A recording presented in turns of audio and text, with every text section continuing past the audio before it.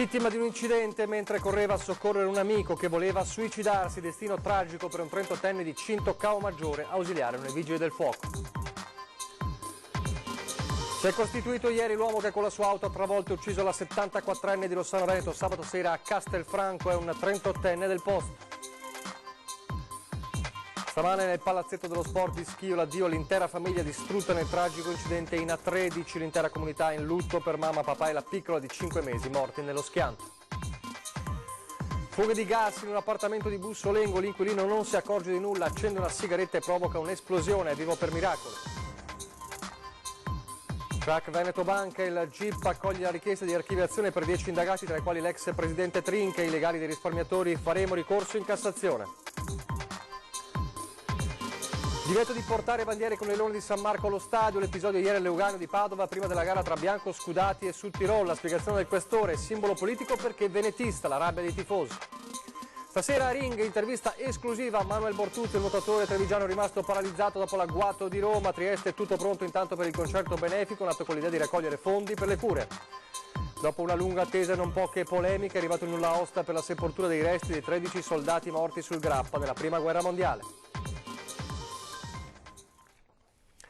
Telespettatori di Antena 3, buongiorno e ben trovati, buon inizio di settimana, la prima edizione dei nostri telegiornali e c'è un'ampia pagina di cronaca purtroppo riguardanti vittime della strada. Ancora una volta particolarmente paradossale la tragedia avvenuta a Cinto Caomaggiore, dove un 38enne ausiliario dei Vigili del Fuoco è morto in un incidente avuto mentre correva a soccorrere un amico che voleva suicidarsi.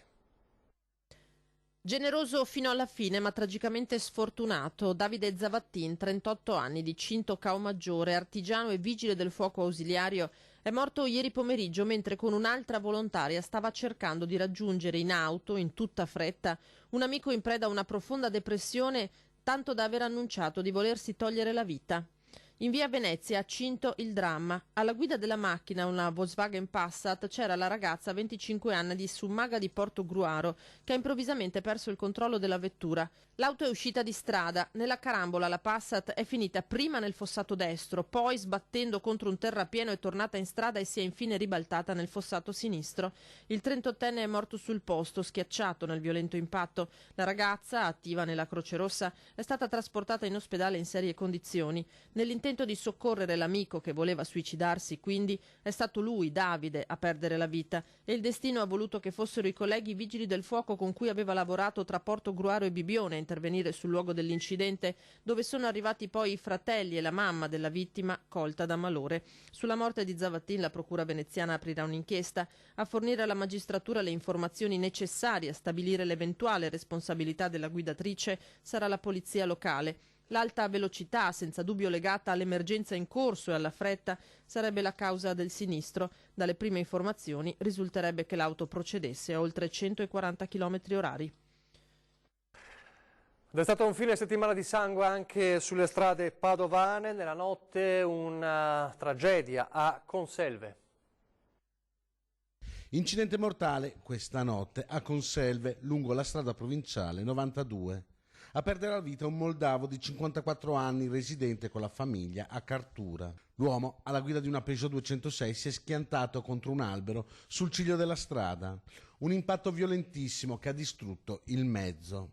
L'intervento, seppur tempestivo dei sanitari e dei vigili del fuoco per estrarlo dalla lamiera, non è bastato a salvargli la vita. Non sono ancora chiare le cause che hanno fatto sbandare l'auto, non escluso un malore del conducente. Sulla dinamica indagano i carabinieri di Abano Terme. Lo dicevamo, un fine settimana tragico nel Padovano, ieri un'altra tragedia, stavolta sui Colli Euganei. Aveva deciso di passare una domenica in bici sui colli. La sua vita è finita poco prima di mezzogiorno all'altezza di Castelnuovo di Torreglia, lungo la provinciale 43.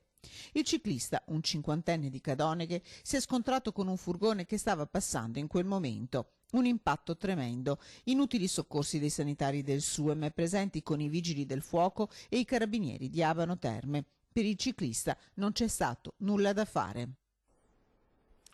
A Schio stamane intanto il palazzetto dello sport gremito sugli spalti, anche sul parquet di fronte all'altare, le bare di mamma Anna e papà Daniele, al centro la piccola bara bianca di Diletta, 5 mesi appena. Si stanno concludendo in questi minuti a Schio i funerali della famiglia Minati, morta lungo l'autostrada A13 Bologna-Padova nel drammatico tamponamento del loro camper che dopo il salto di corsia è stato travolto da un pullman. La cerimonia è stata preceduta da una veglia. Ai presenti è stato anche chiesto di contribuire con i messaggi inviati dal cellulare alla preghiera dei fedeli. Un saluto dunque straziante, quello dei parenti e dell'intera comunità. La famiglia riposerà unita al cimitero di Torresele. Questa sera ovviamente tutte le immagini del drammatico, tragico ultimo saluto alla famiglia Minati. E di sicurezza stradale ancora una volta parliamo, di cronaca con l'investimento mortale di sabato scorso a Castelfranco. L'uomo che ha travolto la 74enne di Rossano Veneto si è costituito ieri. Rischia una condanna da almeno 5 anni di reclusione il 38enne di Castelfranco Veneto che si è costituito alla polizia stradale ieri a mezzogiorno, accompagnato dal suo avvocato difensore, ammettendo di essere stato lui sabato sera a investire e uccidere in via Carpani un'anziana di 74 anni di Rossano Veneto, Graziella Geremia. La donna era al braccio della figlia, stava attraversando la strada per andare a trovare una cugina quando è stata investita da una Fiat Grande Punto grigia che si è poi dileguata. Mentre le due donne venivano soccorse, la pensionata ormai priva di vita, la figlia ferita e sotto shock, è scattata la caccia al pirata con la polstrada che ha immediatamente ricordato all'automobilista chiunque fosse che presentandosi spontaneamente al comando avrebbe evitato l'arresto e conseguenze ancora peggiori di un'accusa di omicidio stradale con fuga. E così è stato. Il 38enne si è presentato al comando di Treviso accompagnato dal suo legale, venendo denunciato a piede libero. Potrebbe esserci stato un sorpasso ad alta velocità all'origine del sinistro. L'auto è piombata improvvisamente sulle due donne. Le scarpe della 74enne sono volate a decine di metri. Sul posto frammenti di carrozzeria che avrebbero potuto incastrare il conducente fuggito via e vista l'ora tardo pomeriggio anche diverse testimonianze oltre ai filmati delle telecamere di videosorveglianza.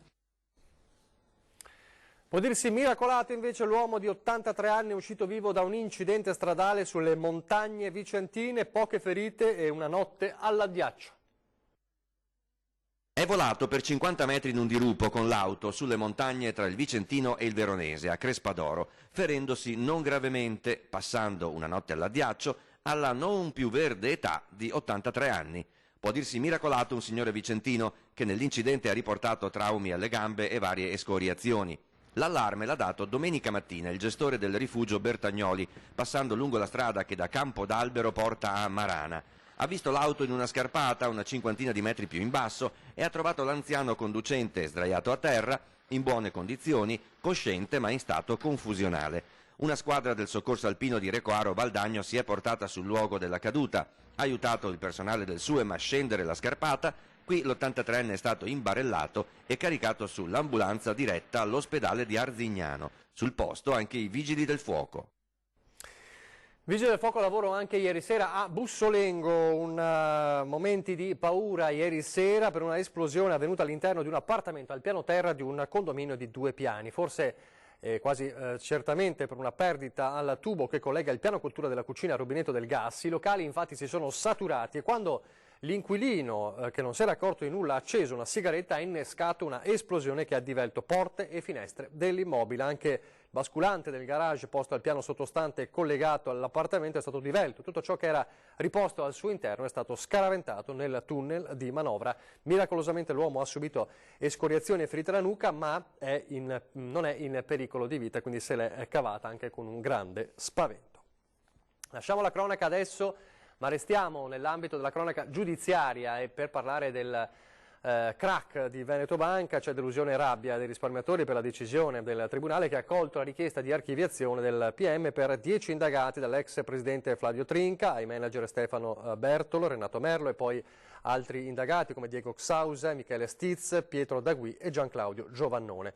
Per il crack dunque di Veneto Banca rimane ancora sotto possibile giudizio soltanto Vincenzo Consoli. L'udienza col GIP, che doveva peraltro tenersi oggi per decidere della richiesta di archiviazione per 5 capi di imputazione contestati a Consoli dalla Procura di Roma e per la richiesta di dissequestro dei beni mobili e immobili legati a questi reati, non si è tenuta per assenza del suo legale Ermenegildo Costabile, impegnato in un altro dibattimento. Se da una parte dunque si registra la soddisfazione dei legali degli indagati che escono dalla inchiesta, dall'altra c'è lo scoramento degli avvocati che seguono i risparmiatori, tra questi l'avvocato Luigi Fadalti, che sulla decisione della GIP ha annunciato di voler impugnare questo provvedimento in Cassazione con un ricorso che verrà presentato a brevissimo.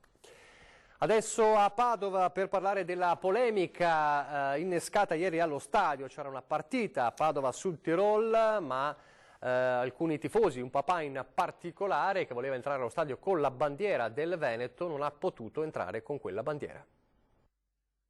La bandiera con il leone non può entrare, questo si è sentito dire un tifoso da parte di uno steward all'ingresso dello stadio ieri prima della partita a Padova Sud Tirol, poi persa per 1-0 dai biancoscudati.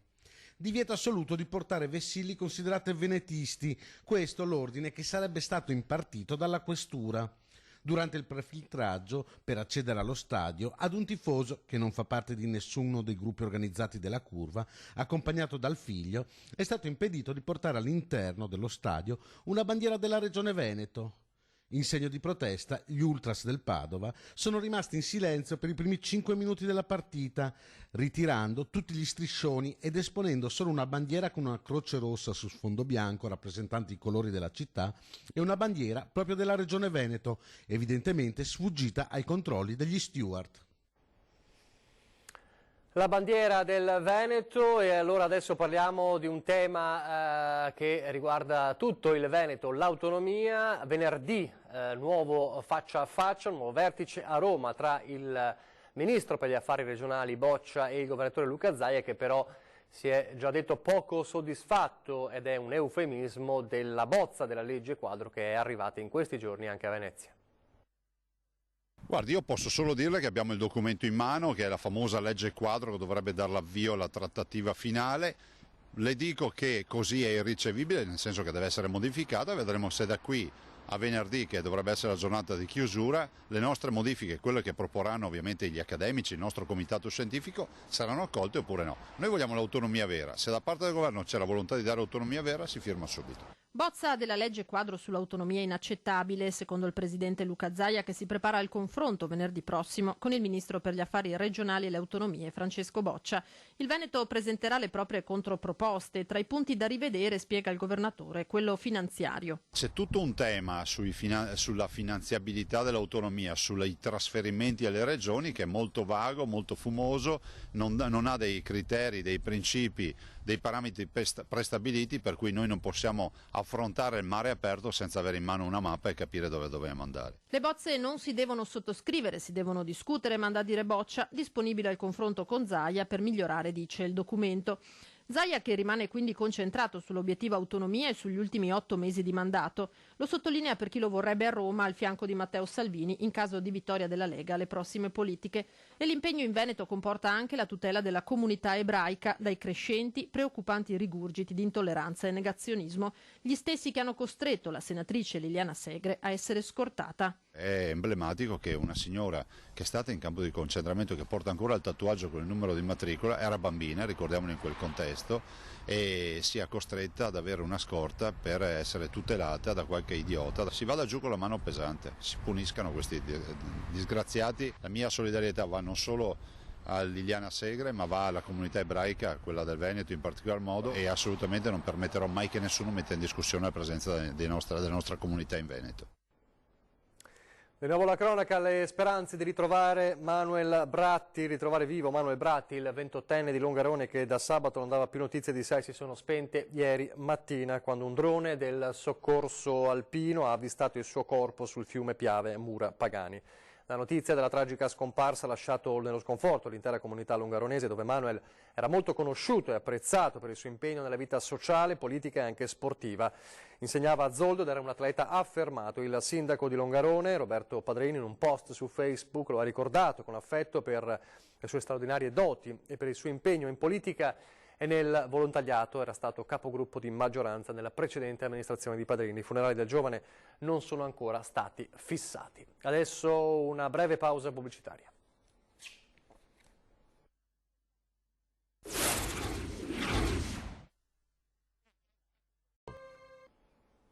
Rieccoci in diretta alla prima edizione del nostro telegiornale. Parliamo di imprese e innovazione. Tenersi al passo con le nuove tecnologie digitali rappresenta spesso la condizione perché un'azienda rimanga competitiva sul mercato, ma altrettanto spesso è un passo molto difficile da compiere per molte piccole e medie imprese del nostro territorio. Il nostro tessuto produttivo è spesso incapace di muoversi alla velocità d'evoluzione delle tecnologie e con la stessa rapidità con cui questo processo avviene all'estero.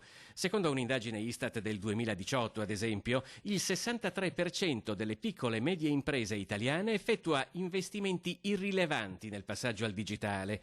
In particolare per le aziende veneziane e polesane le principali barriere all'evoluzione digitale sono i costi elevati, la carenza di formazione e la mancanza di soluzioni tecnologiche adeguate. Quest'ultimo dato arriva dal progetto di formazione e accompagnamento al digitale sviluppato dalla Camera di Commercio di Venezia e Rovigo in collaborazione con l'Università Ca' Foscari di Venezia. Abbiamo selezionato 78 micro e piccole imprese delle province di Rovigo e Venezia, abbiamo studiato i loro fabbisogni, abbiamo cercato di capire quali sono delle tecnologie che possono aiutare a fare il salto. Dopodiché le abbiamo coinvolte in una serie di workshop in cui hanno sviluppato dei progetti che potevano essere ideali per loro di sviluppo tecnologico e poi le abbiamo accompagnate verso la definizione di una roadmap così che siano in grado sin da oggi di adottare delle nuove tecnologie, effettuare degli investimenti in modo ragionato e soprattutto siano in grado di scegliere le tecnologie migliori per loro. Dal 12 al 16 novembre circa 2.000 persone, tra cui oltre 1.600 imprenditori e 1.150 aziende, si confronteranno sui temi dell'innovazione strategica e digitale in un'iniziativa organizzata dall'università che, ospitando relatori da tutto il mondo, si propone di rendere per una settimana Venezia e Mestre punti di incontro di conoscenze, competenze ed esperienze nazionali ed internazionali. La grande impresa, le strategie di business, la necessità di adeguamento sul lato tecnologico, digitale dei processi delle piccole imprese, la mobilità, la comunicazione, il marketing, tutto il mondo, tutte le tematiche riguardano quello che oggi molti definiscono l'Industry 4.0, la trasformazione digitale, e abbiamo scelto di dargli una veste coordinata sia per amplificare l'eco, sia per rendere più fluida la comunicazione, le relazioni tra i vari soggetti che partecipano e quindi per aumentare l'impatto che possiamo avere.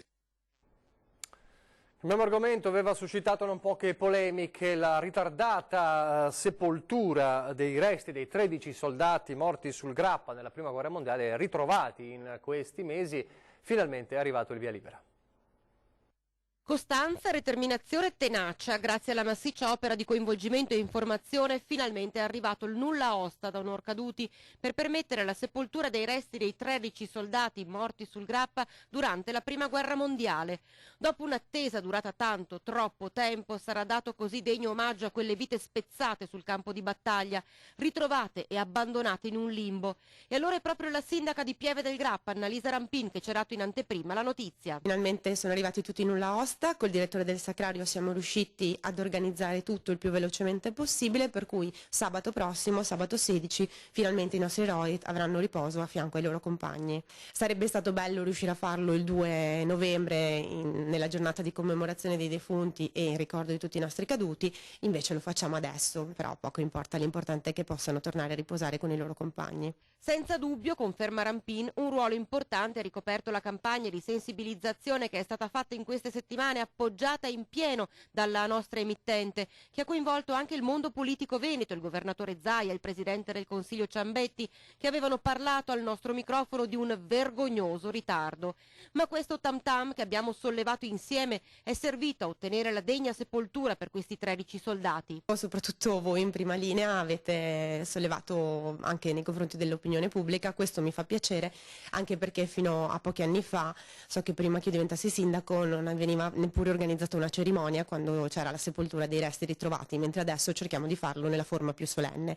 Un dovere impegnarsi per rendere il giusto onore agli eroi, e allora l'appuntamento è per sabato prossimo, il 16 novembre. Saremo nel Duomo di Crespano, che è la parrocchia che ha competenza sul Sacello. Lì ci sarà la messa solenne di saluto a questi caduti, anzi le nostre scuole parteciperanno, se ci sono altre scuole o altre persone, associazioni, chiaramente sono tutti invitati e basta contattare il nostro comune e troveremo il posto anche per le varie scuole, perché lo facciamo in Duomo proprio perché possa essere un momento anche per i nostri ragazzi di presa di coscienza e di riconoscimento al valore di questi caduti. Dopodiché il picchetto e tutte le massime autorità si sposteranno su al Sacrario di Cimagrappa, dove verrà data degna sepoltura ai resti. E non si esclude che i primi di dicembre vengano seppelliti ad Asiago anche i soldati rinvenuti sull'altopiano. La scuola di Voga alla Veneta, Vittorio Zonca di Padova, ha presentato in anteprima un sandalo a 4 remi costruito interamente da loro con l'aiuto di uno storico maestro d'ascia veneziana. Quale migliore occasione per fare un giro allora in barca e scoprire luoghi inediti della città di Padova. L'acqua, il legno, le antiche professioni, per raccontare un'altra Padova, quella più sconosciuta, quella che si incontra navigando i suoi canali interni. E il paesaggio che si scopre è mozzafiato, un silenzio surreale, i rumori lontani della città, una città che sembra ritornare al passato. Si scopre che il sistema di canali forma un anello, forse la prima vera tangenziale che collegava Padova, una tangenziale di acqua che tocca i punti strategici. Oltre a un punto naturalistico, anche un punto importante sotto il profilo storico, perché tanti sono i monumenti che si attraversano passando le vie d'acqua. Anzitutto, lo possiamo vedere alle mie spalle, le mura. Quindi le mura, tutto il sistema di ponti, le porte e quindi le acque possono essere sempre più un vettore turistico. Il giro in barca insieme all'assessore Michalizzi e membri della scuola padovana di Voga alla Veneta, che in occasione dei 10 anni dalla sua fondazione ha iniziato la costruzione da zero e in totale autonomia di una nuova imbarcazione, un modello di sandalo lagunare a 4 remi che vi mostriamo in anteprima. I fondatori della scuola padovana si stanno facendo aiutare da uno degli ultimi maestri d'ascia veneziani. È fatto tutto a mano. Praticamente la barca nasce, si fa nascere questo sotto che si chiama cantiere, e dal cantiere si mette questa che si chiama passera, e dopo vengono aggiunti sopra tutti i pezzi. L'associazione in passato ha recuperato e restaurato anche un'altra imbarcazione storica che oggi accompagna padovani e turisti lungo il tracciato dei canali interni. Non si può tralasciare il discorso del recupero che è avvenuto tra il 2013 e il 2015 di una caorlina.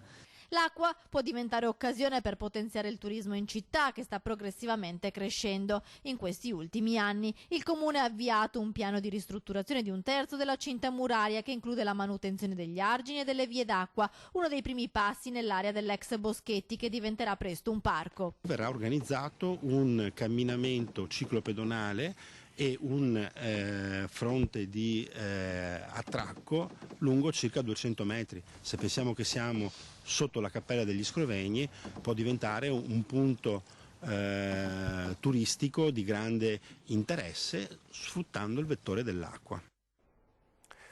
Siamo in chiusura, vi ricordo l'appuntamento con la nostra programmazione a partire da ore 13, fra pochissimo, politica in primo piano, perché analizzeremo la situazione del governo Conte, ovviamente un po' le criticità di queste settimane. Allora ci chiediamo, meglio votare?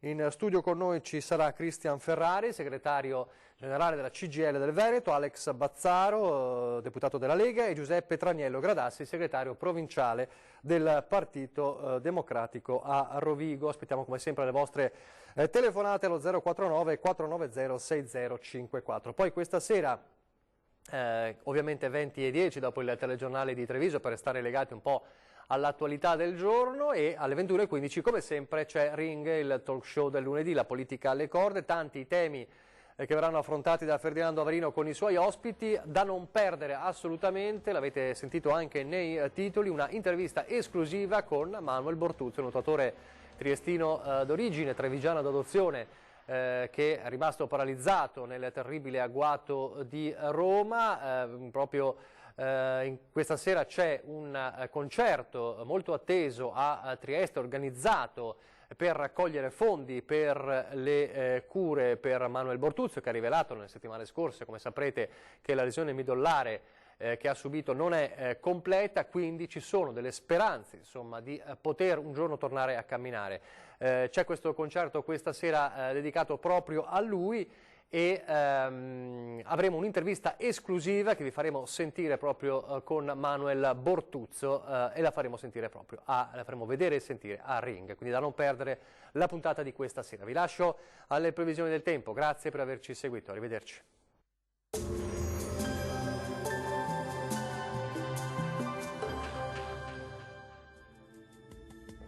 Bentrovati al meteo. Dopo un weekend in compagnia del bel tempo, la settimana inizia con una lieve instabilità su parte del nostro territorio. Vediamo dove saranno più probabili le piogge. Sul Veneto sarà per lo più soleggiato al mattino, poi tendenza ad annuvolamento un po' dappertutto ed entro sera non si escludono delle precipitazioni, dapprima solamente sui settori meridionali della nostra regione, col passare del tempo in estensione anche altrove. Temperature minime tra 1 e 9 gradi, valori massimi compresi invece tra 13 e 14 gradi. Situazione sostanzialmente identica anche sul Friuli Venezia Giulia, con inizialmente più sole, poi cielo via via più nuvoloso e anche qualche rovescio in serata. Temperature minime tra 2 e 9 gradi, massime comprese invece tra 14 e 17 gradi. Ci spostiamo infine sul Trentino Alto Adige, dove avremo un ampio soleggiamento, ma poi entro la serata saranno possibili dei piovaschi a carattere sparso. Temperature minime piuttosto fredde, intorno ai meno 4 gradi, massime sugli 11 gradi circa. Dal meteo per ora è tutto, grazie per l'attenzione e arrivederci.